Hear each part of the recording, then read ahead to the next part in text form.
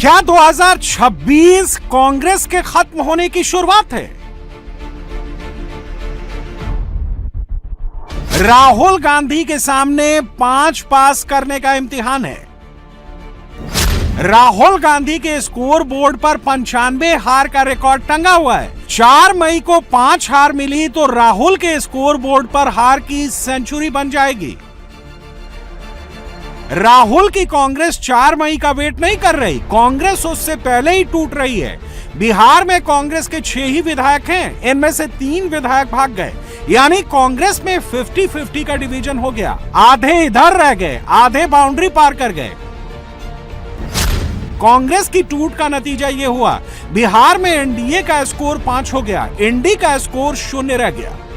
ये हमारे सम्मानित सभी विधायकों को चोरी कर ली बीजेपी के समर्थित सरकार है, जो इन्होंने जम करके चोरी कर लिया। हमारे 3 विधायक 13 तारीख से लगातार अनरिच थे। संख्या हमारे पास है, एकजुटता हमारे पास है, कोई बिखराव नहीं, किसी तरीके का कोई दरार नहीं, और ये एकजुटता यकीनन परिणामों में भी देखने को मिलेगी, ये विश्वास था। शुरू से ही था कि 5 सीट एनडीए बड़े मार्जिन से जीतेगी, और 4 में तो कोई कंफ्यूजन ही नहीं था। 5वां सीट भी हम लोग बड़े मार्जिन से जीत रहे हैं और समर्थन है हम लोगों का। एनडीए के पास राज्यसभा की 5 सीटें जीतने का नंबर नहीं था, एनडीए के पास 4 कैंडिडेट जीतने के पूरे नंबर थे। राज्यसभा चुनाव में नीतीश कुमार का जीतना कंफर्म था, नीतीश जीत गए, राज्यसभा पहुंच गए। जेडीयू के पास रामनाथ ठाकुर को जिताने के भी पूरे नंबर थे, रामनाथ ठाकुर भी जीत गए। बीजेपी के राष्ट्रीय अध्यक्ष नितिन नवीन का राज्यसभा पहुंचना भी कंफर्म था। इसी तरह बीजेपी के शिवेश कुमार भी आसानी से जीतकर राज्यसभा पहुंच गए। जब रिजल्ट अनाउंस हुआ तो एनडीए के खाते में 5वीं सीट भी आ गई। कोई रणनीति की बात नहीं थी, ये तो फैक्ट फिगर की बात थी। फिगर ही, फैक्ट ही, नंबर ही हमारे पक्ष में था, तो स्वाभाविक रूप से ये तो हम लोग के पक्ष में होना ही था। और कुछ तो लास्ट मिनट भी लोग वोटिंग करते करते भी कुछ अंतरात्मा पुकारती है, तो बहुत लोग उस पर भी देते हैं। अंतरात्मा का तो बहाना है, कांग्रेस को बंट ही जाना है। अपने भी कहते हैं, विरोधी भी कहते हैं, कांग्रेस टिकाऊ पार्टी नहीं है। जो अपने विधायकों को एकजुट नहीं रख पाते हैं, उनके विधायक ही वोट देने से इनकार कर दिए।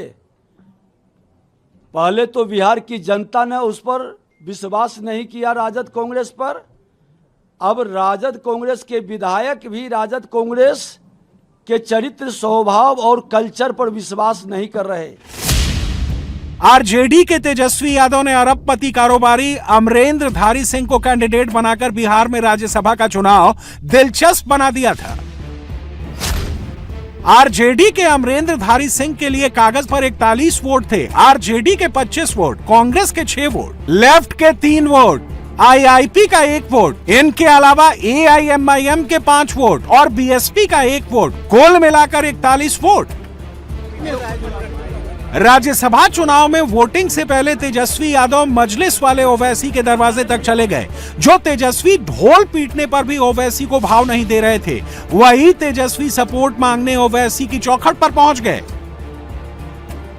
ओवैसी की पार्टी ने 5 में से पूरे 5 वोट आरजेडी कैंडिडेट को दिए, बसपा ने भी अपना 1 वोट दिया, लेकिन कांग्रेस के 3 विधायक और आरजेडी का अपना 1 विधायक वोटिंग के लिए पहुंचा ही नहीं। सुबह से लेकर शाम 5 बजे तक विधायकों का इंतजार होता रहा, लेकिन जिनको नहीं आना था वो नहीं आए।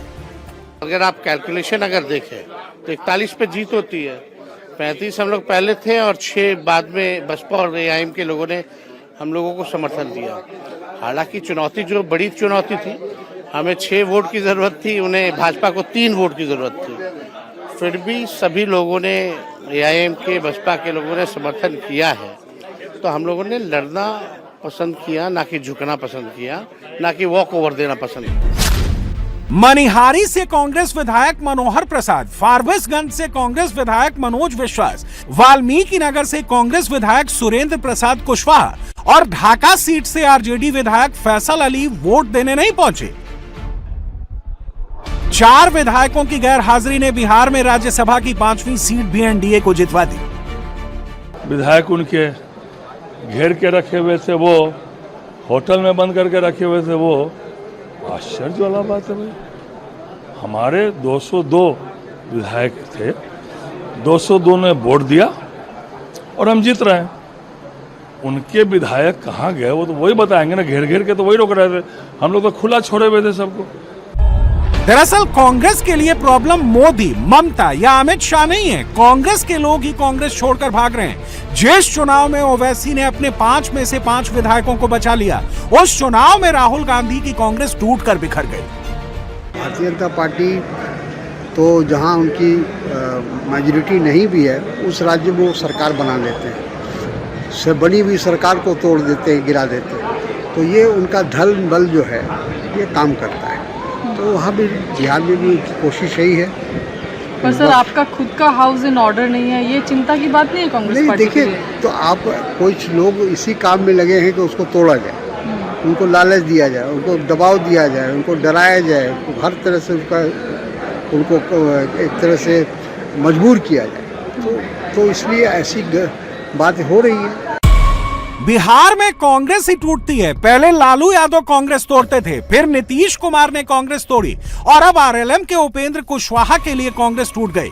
बिहार कांग्रेस के बारे में एक और बात नोट करने वाली है। बिहार चुनाव नवंबर में हुए, तब से 4 महीने बीत चुके हैं। इन 4 महीनों में कांग्रेस ने आज तक विधायक दल का नेता नहीं बनाया, आज तक पार्टी विप नहीं बनाया।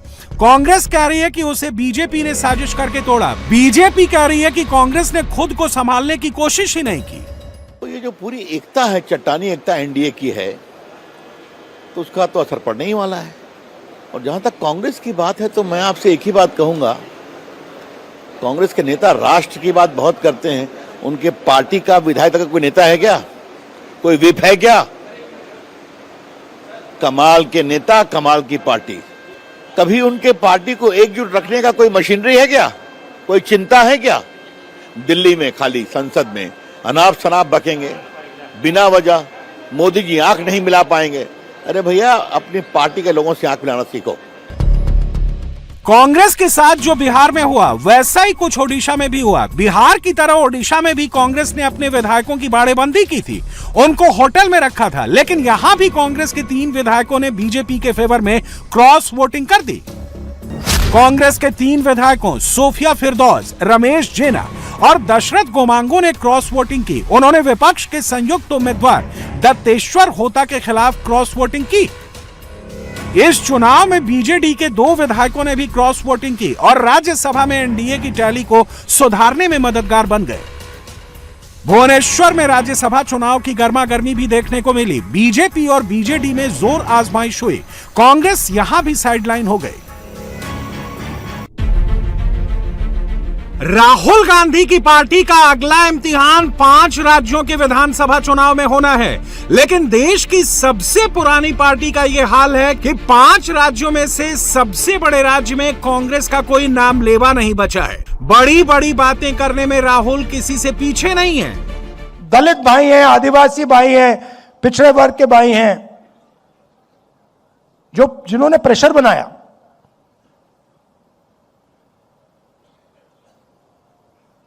उन्होंने नरेंद्र मोदी को खत्म किया है। अब हमारे सामने बहुत बड़ा मौका है कि हम अब हिंदुस्तान को बदलने की राजनीति करें। लेकिन जब पार्टी को संभालने की बात आती है तो राहुल कहीं दिखते ही नहीं। इन दिनों देश भर में सिलेंडर युद्ध चल रहा है। गैस के एक जहाज को अपने पोर्ट तक लाना बड़ा चैलेंज हो गया है। कांग्रेस फेसबुक और ट्विटर के जरिए सिलेंडर में आग लगाने की कोशिश कर रही है, लेकिन सिलेंडर के लिए स्ट्रीट में फाइट तो ममता ही कर रही है। ममता को मालूम है कि आगे बड़ी लड़ाई है, इसलिए वो कमर कसकर मैदान में आ गई है। सरकार निर्वाचনের স্বার্থে হঠাৎ করে গ্যাস সার্ভার বন্ধ করে দিলেন। ভাবছেনটা কি দেশটা কি মগের মুলুক? কেন আগে থেকে প্ল্যান অফ অ্যাকশন তৈরি করেননি? সব জেনেও চালাকির আশ্রয় গ্রহণ করছেন। গ্যাস দিন মানুষকে, গ্যাস বেলুন নয়, গ্যাস দিন মানুষকে। বিজেপি দল ব্রিগেড ভরানোর জন্য ক্যাশ দিয়ে লাভ নেই, ওই ক্যাশটা গ্যাসে দিন। बंगाल युद्ध में ममता की सीधी टक्कर बीजेपी के शुवेंदु अधिकारी से होने वाली है। कोलकाता का भवानीपुर शुवेंदु अधिकारी का नया बदलापुर है। भवानीपुर में ममता और शुवेंदु की टक्कर होगी। मुख्यमंत्री के गढ़ में बंगाल के नेता प्रतिपक्ष शुवेंदु अधिकारी उनको चैलेंज करने आ रहे हैं। जिस तरह 2021 के बंगाल चुनाव में नंदीग्राम का संग्राम हुआ, जिस तरह नंदीग्राम में ममता और शुवेंदु की टक्कर हुई थी, उसी तरह 2026 के चुनाव में भवानीपुर नया नंदीग्राम बनने जा रहा है। बीजेपी ने पश्चिम बंगाल विधानसभा चुनाव के लिए 144 उम्मीदवारों की पहले लिस्ट जारी की है। इसमें शुवेंदु अधिकारी को 2 सीटों नंदीग्राम और भवानीपुर से टिकट दिया गया है। 2021 के चुनाव में शुवेंदु अधिकारी ने ममता को नंदीग्राम में 1976 वोट से हरा दिया था। बाद में ममता बनर्जी ने भवानीपुर से उपचुनाव लड़ा। भवानीपुर उपचुनाव ममता ने 58,835 वोट से जीता था। शुवेंदु अधिकारी बंगाल चुनाव का सारा फोकस भवानीपुर में खींच कर ला रहे हैं। ममता भी कह रही है कि भवानीपुर का चुनाव मैं लड़ूंगी और जीतूंगी, चाहे 1 वोट से ही जीतूं, लेकिन जीतूंगी मैं। भवानीपुर में ममता को अपनी मार्जिन पर संकट क्यों दिख रहा है? इसके लिए भवानीपुर का समीकरण समझिए। भवानीपुर सीट पर एसआईआर से पहले 2,06,000 वोटर थे। एसआईआर में आज 47,000 वोटर्स के नाम कट गए। इसके अलावा 14,000 वोटर संदिग्ध कैटेगरी में हैं। 9 अप्रैल से पहले जिनके दस्तावेज जमा हो जाएंगे, उनके नाम ही फाइनल वोटर लिस्ट में आएंगे। मोटे तौर पर मानकर चलिए कि भवानीपुर में लगभग 50,000 वोट कम हो रहे हैं।